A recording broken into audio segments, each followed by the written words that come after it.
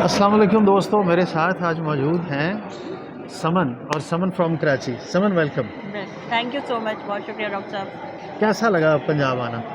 बहुत अच्छा लगा। इनफैक्ट लाहौर मेरे लिए कोई नया शहर नहीं है। I have been in Lahore for almost 5 years. मैं यहाँ रह अच्छा। चुकी हूँ अच्छा। क्योंकि मेरा ताल्लुक ट्रेनिंग और ऑडिट से है। वर्ल्ड बैंक के कुछ प्रोजेक्ट्स के ऊपर मैं ऑडिट्स और ट्रेनिंग्स करा रही होती हूँ। इंटरनेशनल ILO के अच्छा। बिहाफ पे भी मैं ट्रेनर हूँ, तो मेरी ट्रैवलिंग और मूवमेंट रहती है। तो यहाँ पर माशाल्लाह से इट्स अमेजिंग। और लाहौर के हवाले से तो एक बात मैं कहूँगी कि लाहौर तो जितना खूबसूरत और जितना तारीख़ी है ही है, लाहौर के लोग उससे ज़्यादा खूबसूरत और उससे ज़्यादा वेलकमिंग हैं। क्या बात है। तो जो this is a great compliment for Lahore people and as well as for Lahore city. ज़बरदस्त। अच्छा समन, आप ट्रैवल करती हैं, बीइंग अ वुमन, एक प्रोफेशनल खातून हैं, रोटेरियन भी हैं, सर्विस भी प्रोवाइड करती हैं लोगों को, और साथ में ज़ाहिर है कि जब आप ट्रैवल करते हैं बहुत कुछ सीखते हैं, आपको पता चलता है लोगों का मिजाज कैसा है, लोग कैसे हैं। तो कैसे अपने आप को कैरी करते हैं? This is message for those women जो थोड़ा शाय हैं, जिन्हें फील होता है कि यार शायद हम जाएंगे तो मुश्किल होगा लोगों के साथ मैशअप करना।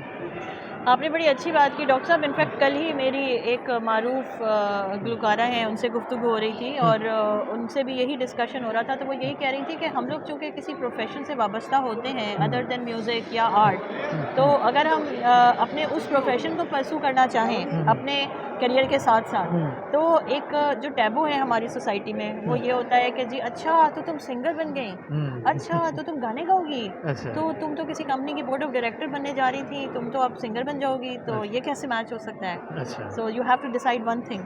तो अब इस सिनेरियो को, इस टैबू को हम सब ने मिलकर ख़त्म करना है। और मैं समझती हूँ डॉक्टर साहब आपका जो ये इनिशिएटिव है, आप जो इन चीज़ों पे काम कर रहे हैं और लोगों को मोटिवेट कर रहे हैं, प्रमोट कर रहे हैं और आगे ला रहे हैं, ये बड़ा हेल्पफुल साबित होगा। लड़कियों के लिए मेरा एक ये मशवरा ज़रूर है कि आपका जो अपना टैलेंट है, एक तो हम अपने रोज़गार के लिए बहुत सारी चीज़ें कर रहे होते हैं, शौक़ के लिए हम जॉब्स भी कर रहे होते हैं, अपना काम भी शुरू कर रहे होते हैं, हम बहुत सारे खुद से एंटरप्रेन्योर्स भी हैं।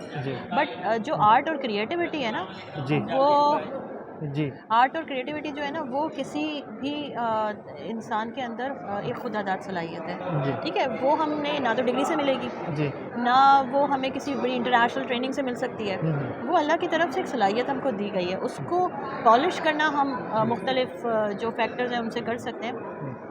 अच्छा, मुझे इस्तेमाल करना चाहिए। मुझे वो आपने एक जो टच दिया ना, बड़ा मुझे खूबसूरत लगा कि इंसान का जो रोज़गार है, इंसान की जो प्रोफेशनल स्किल है, वो इंसान से उसकी अपनी ज़ात का टैलेंट क्यों छीनती है, उसके सामने बैरियर क्यों लगाती है। अगर उसकी आवाज़ अच्छी है, उसका दिल करता है कि मैं अपना कथारिस करूँ मौसीकी के ज़रिए, व्हाटएवर यू वांट, तो वो क्यों ऐसे करते हैं, क्यों बैरियर लगाते हैं कि नहीं आपने ये नहीं करना।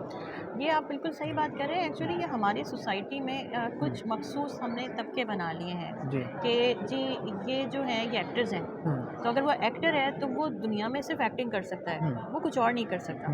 कोई सिंगर है तो वो गवैया है, इन अदर वर्ड्स। अब अगर वो कोई और काम भी कर रहा है तो वो कोई और काम क्यों कर रहा है, वो तो सिंगर है। इसी तरह से कोई डॉक्टर है, लाइक आप डॉक्टर हैं, तो लोग बड़े हैरान होते होंगे, अच्छा जी डॉक्टर साहब भी हैं और सिंगर भी हैं और इतने ज़बरदस्त सिंगर हैं, तो ये कैसे हो सकता है?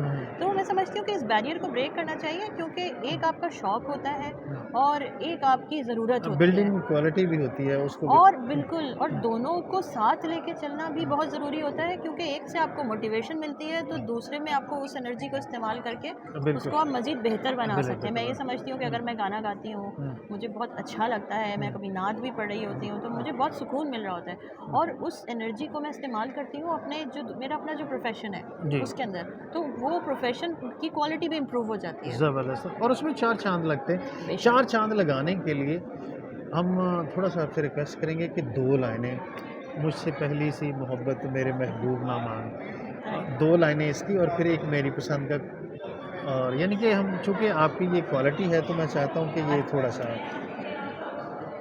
मुझसे पहली सी मोहब्बत मेरे महबूब न मान, मुझसे पहली सी मोहब्बत मेरे महबूब न मान, मुझसे पहली सी मोहब्बत मेरे महबूब नमा मुझसे पहली सी मोहब्बत मेरे महबूब क्या नमा। क्या थैंक यू। बात है। मरियम, ये जो इसमें शायर ने कहा है समन के मुझसे पहली सी मोहब्बत मेरे महबूब न मान, इसमें शायर की क्या कंपल्शन है?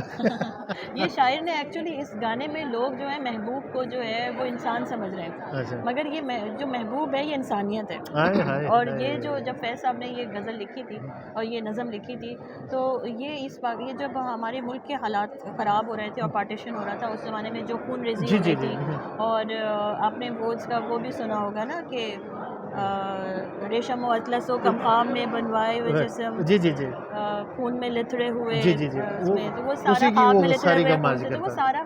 कुछ जो है वो उसी की, आप सही कह रहे हैं कि गमबाजी है, जिसमें जो महबूब है वो पूरी इंसानियत जी है जी, उसके ऊपर। बहुत खूबसूरत। तो अच्छा, वो मतलब ये है कि एक सिंगर अगर गाता है तो उसकी डेप्थ भी समझता है, ये बहुत ज़रूरी है, एक्सप्रेशन तभी आता है।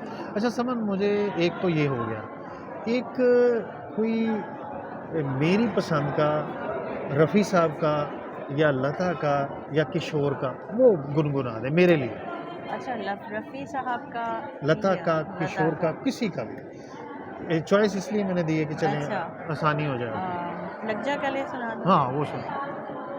लग जा गले कि फिर ये हंसी रात हो न हाँ, हाँ। हो, शायद फिर इस जन्म में मुलाकात हो न हो, लग जा गले से। अच्छा मरियम, समन हम मिले हम इतना, तो इसमें वो ऐड कर दीजिए ना, हमको मिली हैं। अच्छा, हमको मिली है आज ये घड़ियाँ नसीब से, वाह वाह। जी भर के देख लीजिए हाँ, हमको करीब से, वाह। फिर आपके नसीब में ये रात हो न आहा, हो, हाँ, शायद फिर इस जन्म में मुलाकात हो न हो, लग जा गले से। क्या बात है, क्या बात है। चलें जी, मैं समन ने हमें गाना डेडिकेट किया तो 2 लाइनें समन को भी हम डेडिकेट करते हैं। Saman is a beautiful human being with a really sweet voice. Saman, ये आपकी नज़र में 2 लाइनें कर रहा हूँ। कितने जलवे फिजाओं में बिखरे मगर मैंने अब तक किसी को पुकारा नहीं।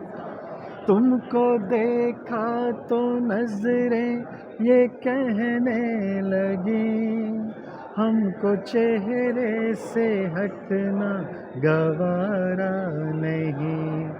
तुम गए साथ मेरे यूं चलती रहो, मैं ज़मीं पर सितारे बिछाता रहूं। तुम गए साथ देने का वादा करो, मैं यूं ही मस्त नगमे लौटाता रहूं। Thank you very much Saman, आपसे बात करके बहुत अच्छा लगा और hopefully we will remain in contact with बिल्कुल व्हाट्सएप बिल्कुल। और इंशाल्लाह हम व्यूज़ एक्सचेंज करते रहेंगे और पता रहेगा हमें। कहते हैं ना कि ज़िंदा रहे तो फिर मिलेंगे, मैं कहता हूँ इंशाल्लाह। कि मिलते रहे तो ज़िंदा रहेंगे।